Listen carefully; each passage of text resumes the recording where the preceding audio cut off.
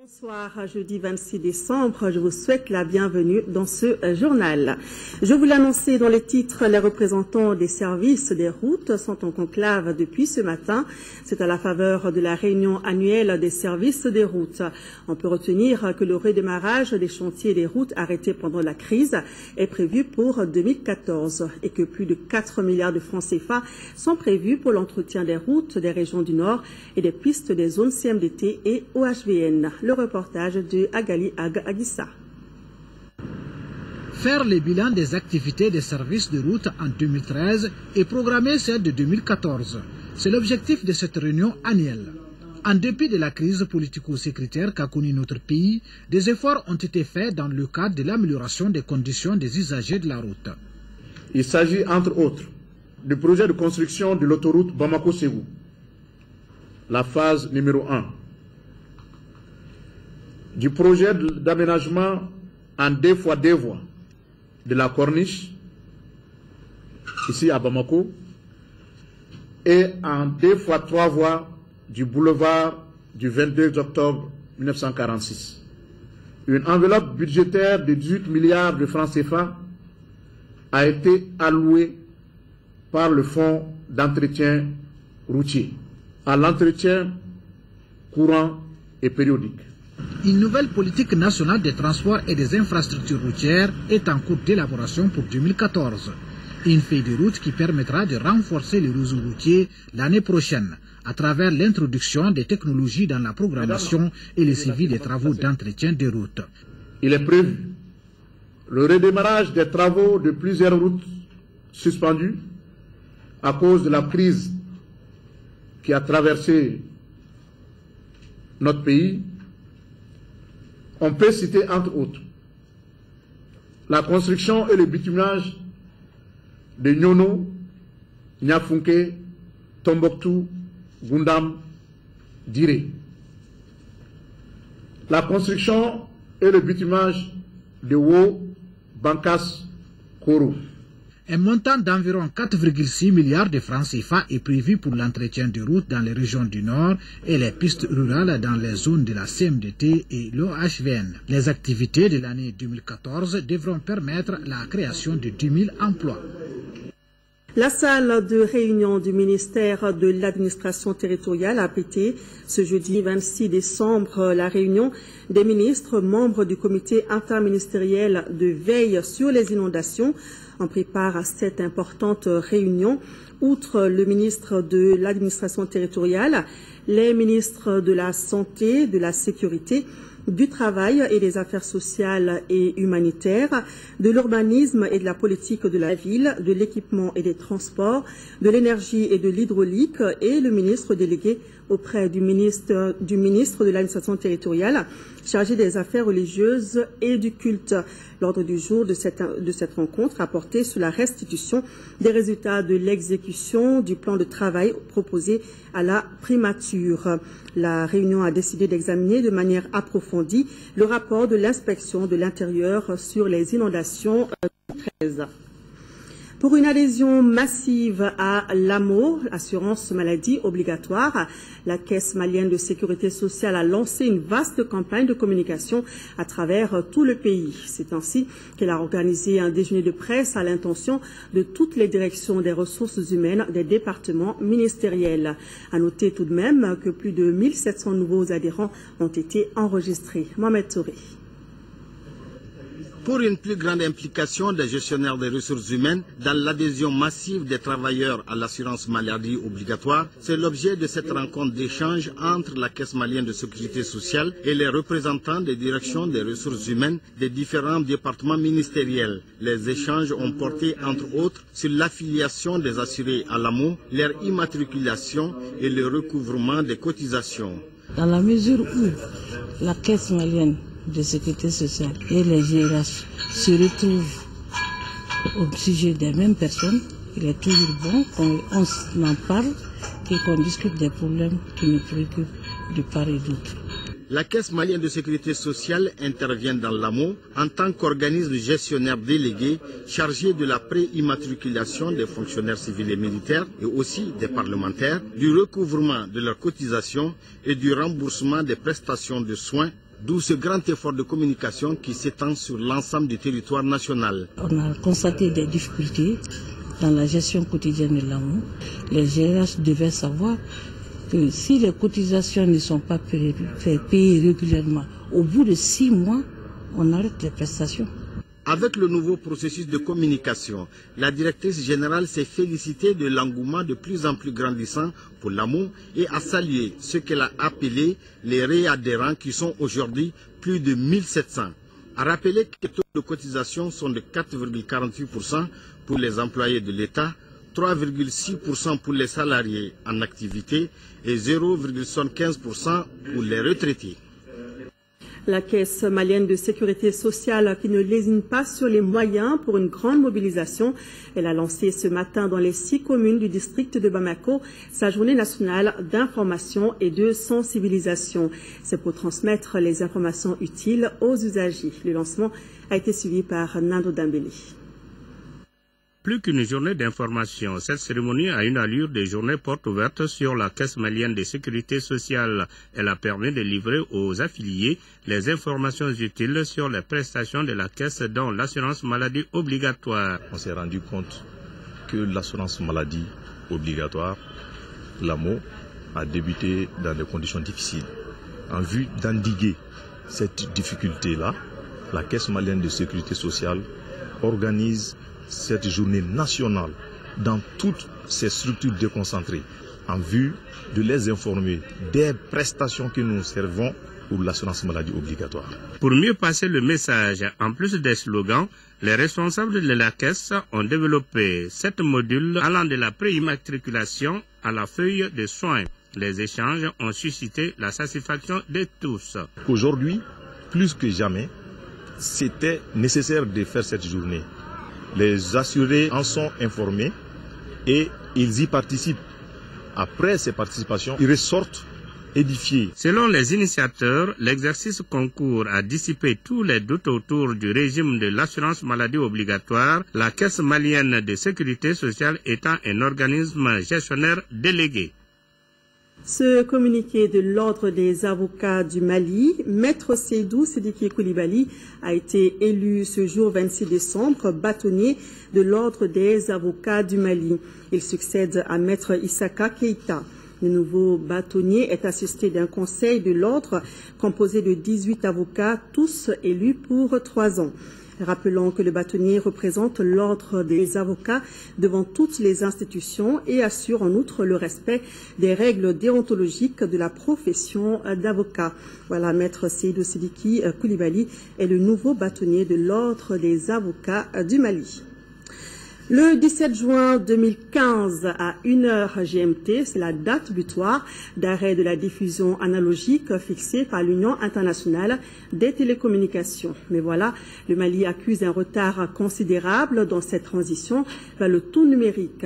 Le secrétaire général de l'UIT, notre compatriote Amadoun Touré, qui séjourne actuellement à Bamako, invite les autorités maliennes à redoubler d'efforts pour être au rendez-vous. Il explique les avantages liés à cette migration au micro de Ibrahima Traoré.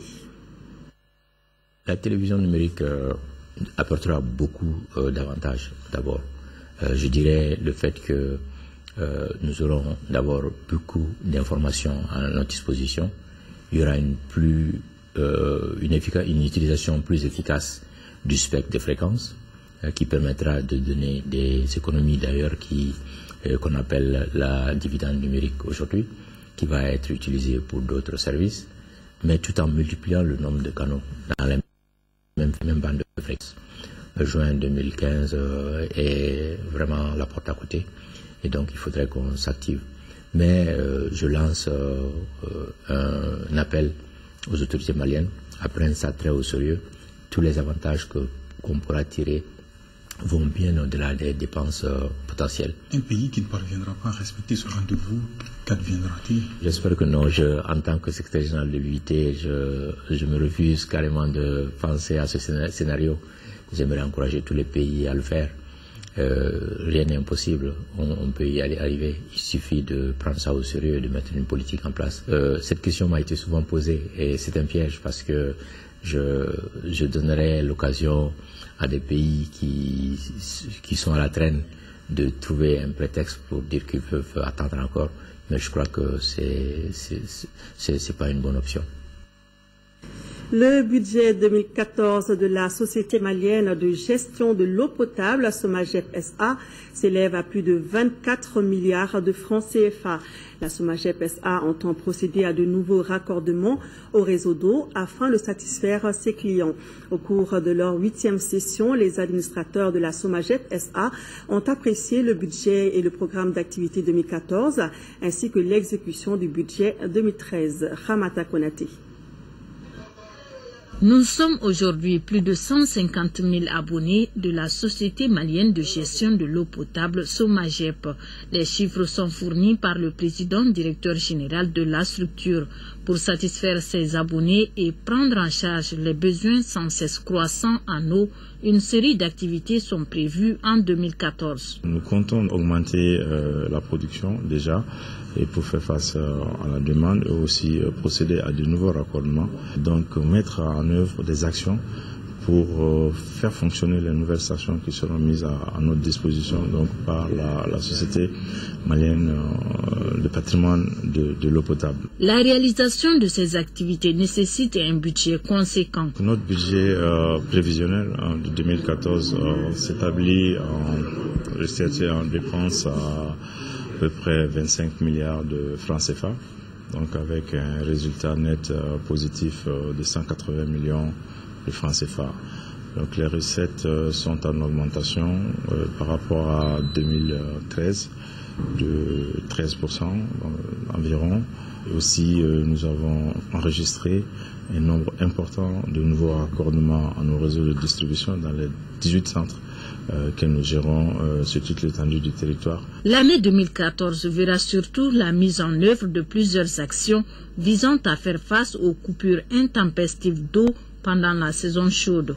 Il sera également question de renforcer les capacités d'intervention de la SOMAGEP. L'Agence nationale pour l'emploi, ANPE, tient depuis ce matin la 25e session de son conseil d'administration. Pour faire face à ces missions, l'ANPE mobilisera 3,7 milliards de francs CFA. Ce budget, contrairement à celui de l'exercice écoulé, connaît une augmentation de 6%. Abdraman Maïga.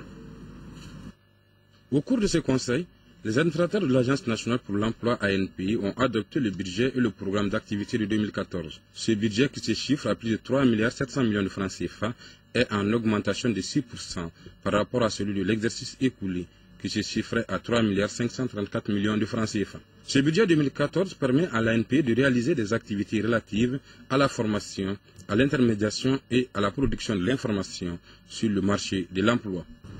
Le programme d'activité et le budget soumis à votre appréciation ont tenu compte de la restauration des locaux, des régions libérées et des activités novatrices et promotrices d'emploi.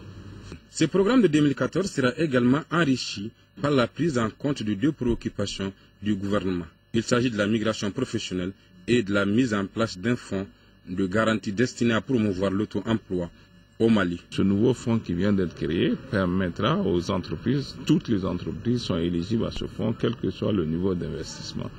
Donc c'est des mécanismes qui doivent permettre aux Maliens de créer des entreprises et surtout de répondre aux besoins des populations, parce qu'une entreprise doit produire ce que la population consomme.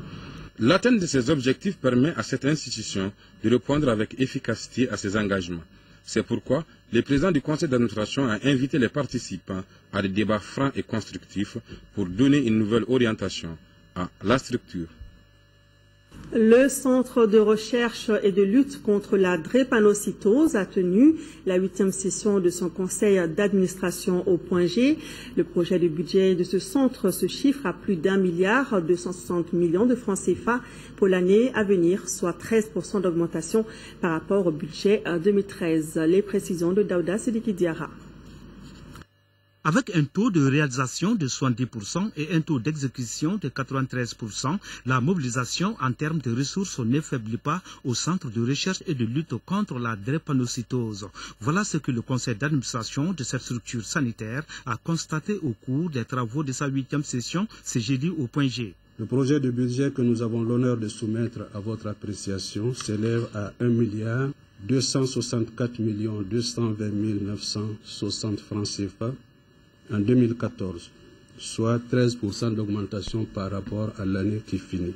Ce budget se structure autour d'objectifs et activités dont le but est de renforcer la prise en charge des drépanocytaires dans l'équité par l'appui à la création de centres et d'unités de compétences de Bamako et des régions, de maintenir la qualité de la recherche et de la formation, de pérenniser le programme de mobilisation de ressources en faveur des malades démunis. Les documents soumis à votre appréciation pour cette session sont relatifs aux activités du centre durant l'année 2013, au bilan financier de ces activités, aux perspectives ainsi que son projet de budget pour 2014, résumé sous forme de programme opérationnel. À la mesure des ambitions de ce centre, ce programme opérationnel s'est toutefois exécuté dans un contexte difficile. Difficultés liées au manque de personnel qualifié, la non-satisfaction assurée des demandes de transfusion sanguine, l'exiguïté de l'espace de travail. À Sikasso, le village de Cléla est désormais identifié village solaire phare. L'information a été donnée ce jeudi par le comité technique régional du projet promotion des énergies nouvelles et renouvelables pour l'avancement des femmes. C'était au cours de la 8e rencontre des parties prenantes. Reportage de Fatoumata Diallo. La validation du rapport annuel 2013 et l'analyse du rapport de mission des comités techniques de Ségou et de Sikasso ont été les grands axes de la rencontre du comité technique régional du projet promotion des énergies nouvelles et renouvelables pour l'avancement des femmes PENIRAF. Ces documents, qui comportent entre autres les acquis du projet et les difficultés rencontrées sur le terrain, vont favoriser une meilleure coordination des activités par les parties prenantes du projet. Les énergies renouvelables constituent pour le Mali un atout majeur permettant de développer l'électrification rurale et d'atténuer l'impact de l'utilisation du bois énergie et des hydrocarbures sur notre environnement. De 2005 à 2013, le projet a fait de nombreuses réalisations dans 85 villages de Sikasso. Entre autres, il y a l'équipement des villages en technologie d'énergie renouvelable. Ensuite, le renforcement des capacités des acteurs, la formation des animatrices, des réparateurs et installateurs artisans. Le PENIRAF, qui n'entend pas s'arrêter en si bon chemin, ambitionne la mise en place d'un village solaire phare et des villages satellites dans la région de Sikasso. Un village solaire phare, c'est-à-dire un village solaire qui pourra quand même fournir à la commune, en tout cas, l'énergie nécessaire pour les activités de base de la commune. Tout cela à partir de l'énergie solaire. En vue d'atténuer l'impact du changement climatique, le ministère de l'Énergie et de l'Hydraulique entend transférer les compétences techniques aux collectivités pour le développement à grande échelle des énergies renouvelables.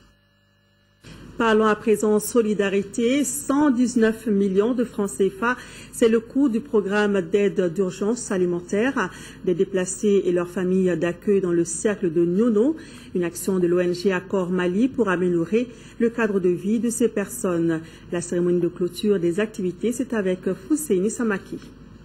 Ce programme d'aide d'urgence alimentaire des prises en charge de la malnutrition et des maladies courantes a permis pendant 6 mois la distribution de céréales, des kits d'hygiène, le dépistage d'enfants et de femmes enceintes au profit des déplacés du Nord dans les 8 communes du cercle de Nyono pour un coût de 119 millions de francs CFA. Il est le fruit du partenariat entre l'ONG Accord, Caritas Suisse, l'ambassade de France au Mali et Orange Money qui, à travers son opération Transfert Cash, a transféré l'argent aux bénéficiaires via téléphone. Le projet a effectué pendant 4 mois 4 opérations de distribution de 279 tonnes 800 de vivres, 4 opérations de paiement de frais de condiment à 750 ménages, 4 opérations de distribution de kits d'hygiène composés de moustiquaires, de draps, de savon liquide et solide, du grésil et aussi le dépistage et la prise en charge du paludisme, de la malnutrition chez 1428 enfants et 282 femmes enceintes et allaitantes. Ces actions sont saluées par les ménages déplacés et d'accueil ainsi que les responsables de Nyono. Le projet s'est inscrit en droite ligne dans le programme du gouvernement pendant la grave crise que le pays a traversée renforçant ainsi ses efforts pour venir en aide non seulement aux populations déplacées du nord du Mali, mais aussi aux ménages d'accueil vivant dans les cercles des Nyono en allégeant leurs souffrances. Accor est une organisation panafricaine œuvrant pour le développement et la justice.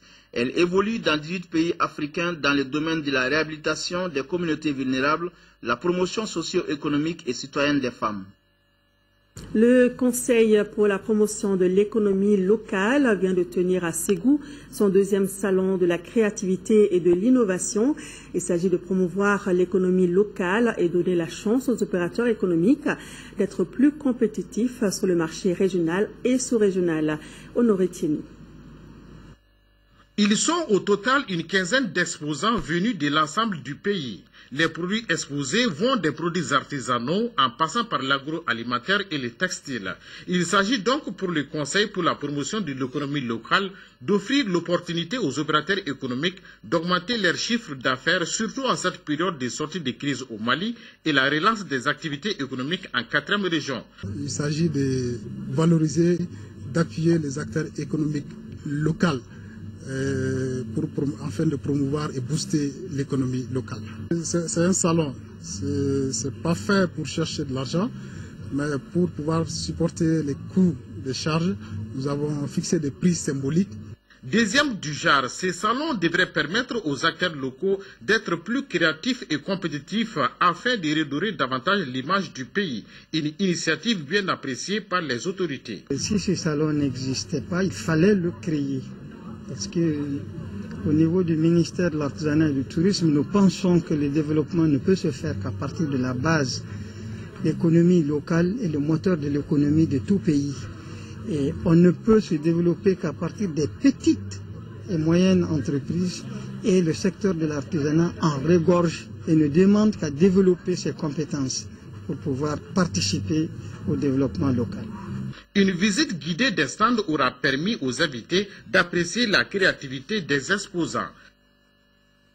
À Tombouctou, près de 80 millions de francs CFA, c'est le montant du programme multi-acteurs de professionnels axé sur le développement de la filière échalote dans la région. Le programme vise à améliorer les capacités de production et promouvoir la filière échalote par la création d'emplois. Et attendina. En procédant au lancement de ces activités, l'Association malienne pour la survie au Sahel, AMSS, et son partenaire financier, l'Organisation interéglise de coopération au développement ICO, visent à améliorer les capacités de production et de gestion des producteurs de la filière oignons échalotes en 6e région. 2 communes sont concernées par ce programme, à savoir Alafia dans le cercle de Tombouctou et Douétiré dans celui de Goundam. L'impact attendu de ce programme est de créer les conditions pour la réalisation d'une éducation professionnelle de qualité axée sur les besoins réels dans le domaine du maraîchage. L'action permettra aussi aux populations de dépasser totalement les effets de conflits armés dans leur zone à travers le développement de comportements favorables à la résilience. Environ 80 millions de francs CFA seront débloqués par ICO pour la réalisation de cet ambitieux programme. Cette vision d'AMSS est conforme à la politique de développement du gouvernement malien. C'est le lieu pour moi de rendre un hommage à toutes les structures qui œuvrent aux côtés de l'État, organisations inter-églises, de coopération au développement, pour tous les efforts qu'ils essaient de déployer au quotidien dans le cadre de l'amélioration des conditions de vie de nos communautés et d'engager l'ensemble des services techniques, les collectivités, les communautés à ne ménager aucun effort pour soutenir une telle initiative. Ce programme d'une durée de 2 ans va générer des emplois à travers les nouvelles techniques de production, de transformation et de commercialisation de l'oignon en 6e région. Restons à Tombouctou. ONU Femmes et la Direction régionale de la promotion de la femme s'engagent pour une cause commune, celle de la lutte contre les violences basées sur le genre. Pour ce faire, elles viennent de signer une convention avec les radios de proximité pour une plus grande sensibilisation. Retrouvant Yéa Tandina.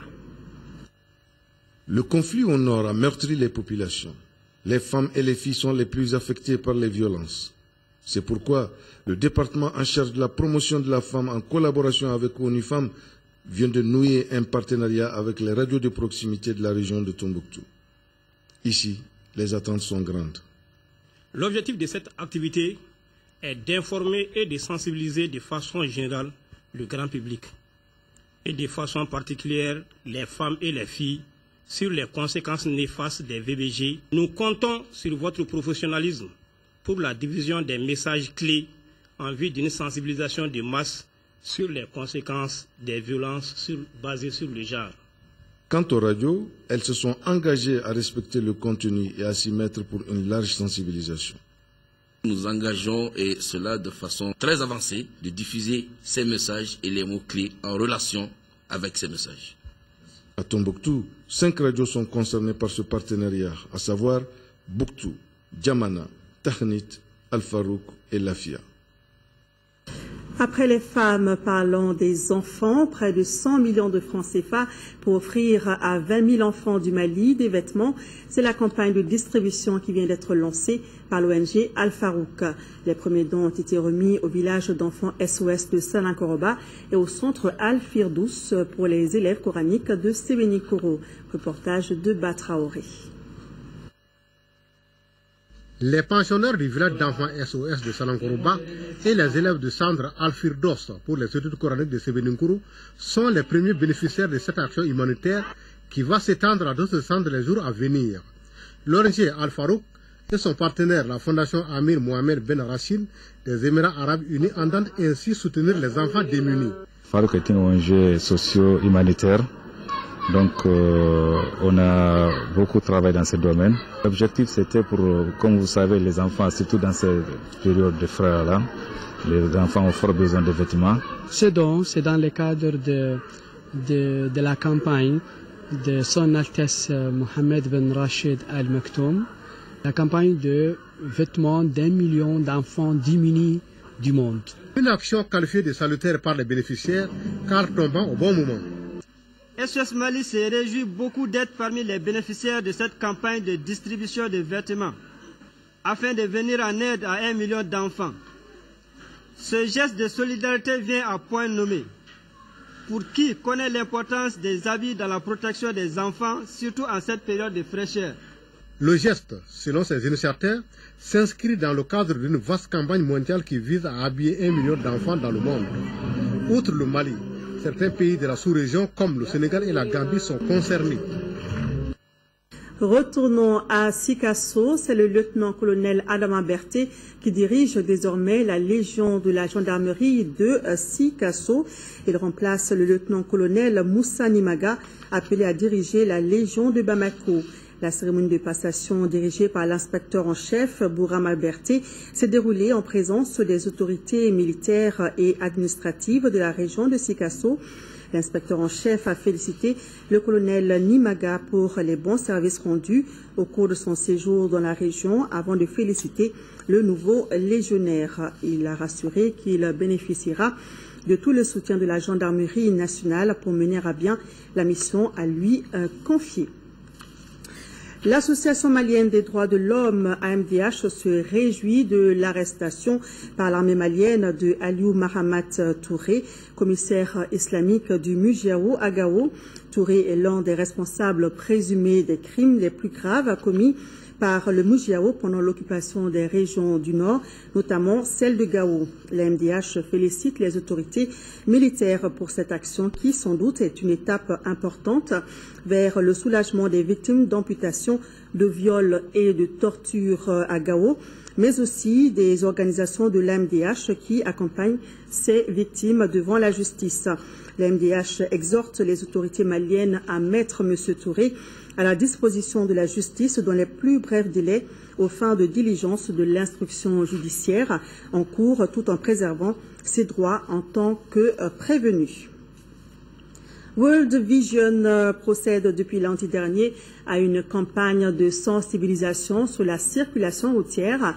Respectons les consignes de la circulation routière est le thème retenu. Il s'agit pour les responsables de l'association de prendre d'assaut les grands carrefours du district pour passer leur message et prévenir les accidents de la circulation en cette période de fin d'année. Nourom Sissoko. C'est en fin d'année que l'on enregistre le plus d'accidents de la circulation routière dans le district de Bamako, selon les responsables de World du Mali. Ces accidents ne sont pas une fatalité. Voilà tout le sens de cette campagne de sensibilisation à la Tour de l'Afrique et à la gare routière de Sogoninko. Rien que par an à Bamako, en moyenne, on a à peu près 720 à 730 cas d'accidents mortels. Bon, sans compter les blessés, bon, je crois que ça n'augure pas de bonnes choses. Une perte en vie humaine, elle est triste pour la famille, elle est très douloureuse pour le quartier, mais surtout, c'est une perte énorme pour la nation tout entière. Les acteurs en charge de la sécurité routière attribuent ces accidents au comportement des usagers de la route.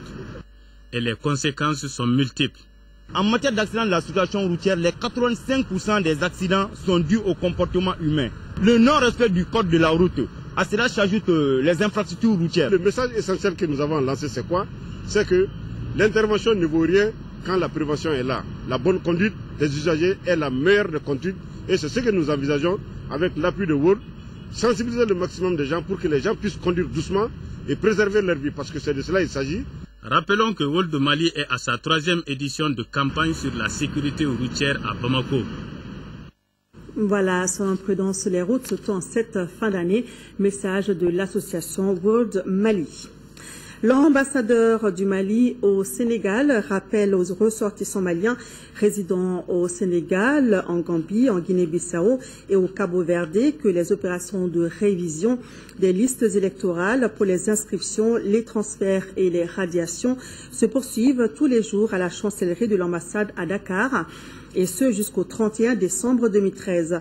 Les opérations d'enrôlement au RAVEC se poursuivent également à la chancellerie de l'ambassade tous les jours ouvrables, et ce sans aucune date limite. Enfin, l'ambassadeur informe les agents électoraux qui n'ont pas encore touché leur indemnité qu'ils peuvent le faire au niveau de la section consulaire de l'ambassade du Mali à Dakar. Parlons à présent viennoiserie avec la compétition pour remporter le Pain d'Or édition 2013, une compétition qui a consacré la boulangerie Étoile de Faladier. C'est à l'issue du concours organisé par le projet Pain d'Or de la Jeune Chambre internationale Bamako Espoir. Le trophée a été remis le mardi dernier en présence de plusieurs personnalités. C'était aussi en présence de notre reporter Mamourou Sidibé. Le concours Pain d'Or avait mis aux prises les boulangeries du Mali, excepté celles des 3 régions du Nord. De mars à décembre, les boulangeries ont été mises en examen par le jury sur des critères retenus par le projet. À l'issue des travaux, c'est la boulangerie Étoile face au relax qui enlève le prix d'or 2013. Elle est suivie par Sokan Damdalaï, pain d'argent, et de la boulangerie Nena de Nyamakoro, pain de bronze. Au niveau du jury, je peux en citer quelques exemples. L'enfournement, il y a le nombre de chariots aussi, et le nombre de pétrins que les boulangers produisent. Incontestablement, le pain rentre dans la consommation de la quasi-totalité de la population malienne. C'est pourquoi le projet Pain d'Or a pour ambition de ne mettre à la disposition du consommateur que le pain de meilleure qualité. Ce projet a eu l'honneur d'être reconnu par notre organisation lors du congrès mondial qui vient de se tenir à Rio comme étant le meilleur projet pour le développement économique présenté par une organisation locale. Dans le souci de préserver la qualité, le jury du projet a recommandé d'exiger la visite médicale pour tous les boulangers, d'inciter les boulangeries à respecter les textes en vigueur et de renforcer la communication autour de ce concours Pain d'Or. La station régionale ORTM de Koulikoro a organisé mardi dernier sa traditionnelle nuit sous le signe de la paix et de la réconciliation. L'événement a permis à la cellule syndicale de l'ORTM Koulikoro de plaider pour la paix et la réconciliation à travers des sketchs, des prestations d'artistes du terroir et des témoignages. Le film de la soirée avec Seydou Traoré. En son et lumière, l'ORTM Koulikoro a su relever le défi vers la marche pour un Mali de paix et un peuple réconcilié. Cette nuit de la station régionale de Koulikoro, édition 2013, a permis de plaider pour l'union des cœurs et des esprits du nord au sud et d'est en ouest. Une façon pour la cellule syndicale de cultiver l'entente et la cohésion sociale. Il est temps que le peuple malien sent que l'heure de la réconciliation a sonné. Le pays a besoin de paix, de Kaï à Kidal, en passant par Koulikoro. Ambiance festive dans la pure tradition, les artistes locaux, l'ambassadrice de Mourdia Diallo Damba, la reine du Goussoumbala Mariam Bakayoko du Bélédougou, Mamou Tchero du Delta Central et la perle du désert Haïra Arbi de Tombouctou ont émerveillé le beau public pendant 2 heures d'horloge. L'équipe baronnie de l'Ortem Koulikro a rafraîchi la mémoire du public sur les traumatismes de la crise du Nord à travers un sketch. Le clou de la soirée a été le défilé en tenue traditionnelle des différentes ethnies de la capitale du Méguétan. Les artistes, une fois de plus, viennent de nous démontrer qu'ils ont leur part dans l'assise de la paix au Mali. Ils ont leur rôle à jouer. Et au moment où vraiment ça n'allait pas du tout dans ce pays-là, je pense qu'ils sont restés, eux les artistes, pour chanter la paix, pour chanter l'armée malienne, pour chanter les soldats qui sont venus aux côtés de notre pays pour défendre l'unité nationale. Quand vous parlez de la paix, nous serons là aujourd'hui.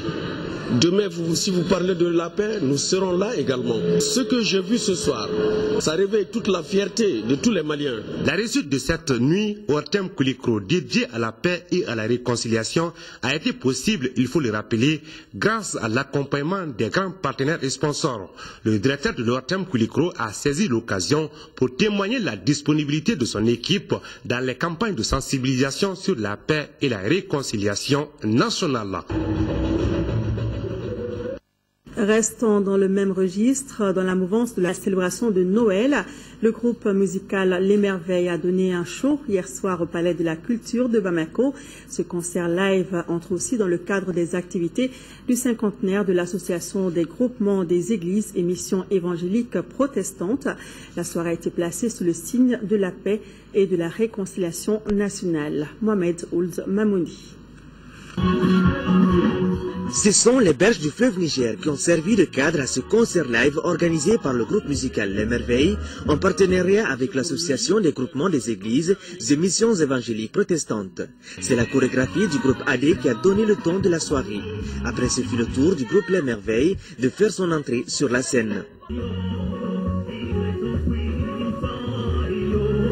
Je suis personnellement très surpris parce que je ne m'attendais pas avec le froid à voir beaucoup de monde dehors comme ça. Et vraiment c'est l'engouement. Je pense que c'est important d'organiser dorénavant des événements comme ça au Mali. L'objectif de ce concert de ce soir, c'est juste encore mettre un accent sur la paix, la réconciliation. Parce qu'une nation, c'est le pardon, l'acceptation de l'autre, et qui fait une nation, qui fait un climat paisible dans un pays. Entre musique et prière, on a tout simplement célébré l'enfant de la paix, Jésus-Christ. C'est une célébration de reconnaissance, de remerciement à Dieu pour le parcours que nous avons eu. Si nous prenons le contexte de notre pays, nous pensons que nous avons besoin de nous unir davantage, de nous donner la main, de nous réconcilier et que les uns et les autres aient la paix. La paix individuelle et la paix collective et la paix avec nos prochains. Avec un public acquis à sa cause, le groupe musical Les Merveilles a chanté toute la soirée à la gloire de Jésus-Christ. Voilà, Madame, Monsieur, nous sommes à la fin de ce journal que je vous remercie d'avoir suivi. Demain, pour les infos, retrouvez Kadidia Tokone dans la matinée et Ibrahima Djambélé dans les éditions du soir.